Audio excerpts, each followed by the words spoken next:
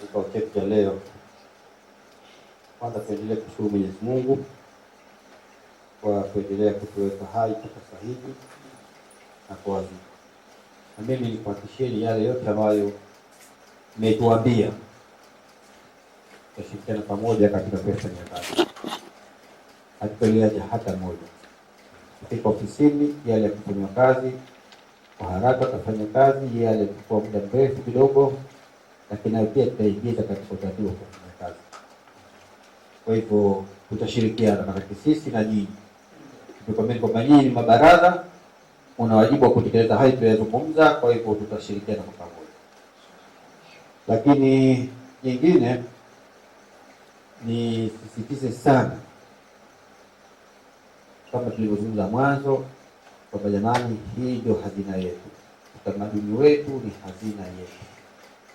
Na sisi watu na kauli hiyo tunasema kwamba utulivu na amani nchini unapatikana kwa sababu ya utamaduni wetu.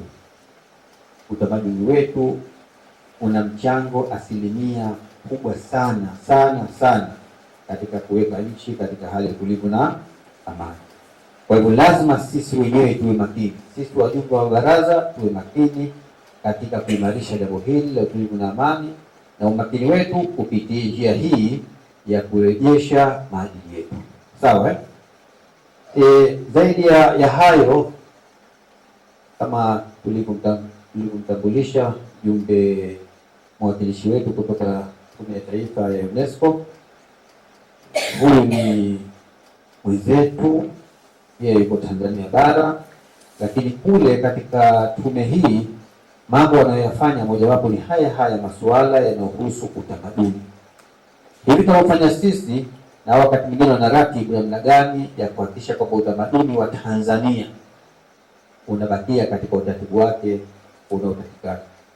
Kwa hivyo tufahamu hivyo, na tuwashukuru sana wenzetu wa UNESCO, wa Tume ya Taifa ya UNESCO, kwanza kutuletea huyu mwakilishi, lakini pia tumshukuru na yeye kuweza kufika hapa katika mkutano huu muhimu ama kikao hiki. Lakini pale nilisema kwamba kuna huyu mama wa Kindengereko, nilimsikia nani hapa? Mwana Kindengereko aliyetusomea na kutughania shairi, na mwenyekiti alisema hali kama kanitunga yeye au yeye ni mghaniji tu, lakini wote wapo anatunga mwenyewe. Basi kama kuna watu wa kuwaenzi hapa Makunduchi, kama kuna sanaa ya kuenzi hapa Makunduchi, moja ya kupewa nambari kubwa kabisa ni hii ya kutunga na kughani tezi na mashairi. Na kwa sababu gani? Moja, tumeona hapa kwamba kasoma shairi kwa dakika chache, lakini imekusanya mambo mengi sana, na hilo si shairi. Tunafahamiana, shairi na desturi ya kukusanya mambo mengi kwa wakati fupi kabisa. Atueleza mambo mengi sana husiana na masuala ya utamaduni. Kwa hivyo tumwezi sana, tumpe nguvu, tumuunge mkono, lakini na katika matukio mbalimbali na yeye ashirikishwe. Lakini pia asimalizie hapo, yeye binafsi vile vile atafute na wenzake awarithishe. Manake asije akapata sema mimi basi natosha tu. Hapana. Siku zote elimu inafanya nini? Inarithishwa. Hii ni elimu. Umeelewana?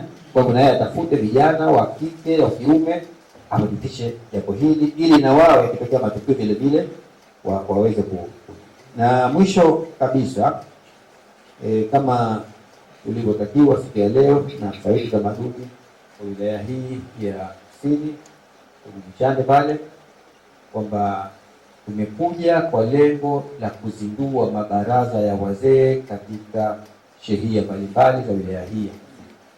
Basi katika mnasaba huu nitamke rasmi kwamba mabaraza ya wazee ya wilaya ya Kusini Unguja tumezindua rasmi leo tarehe 8 mwezi wa 2 mwaka 2026. Asante sana.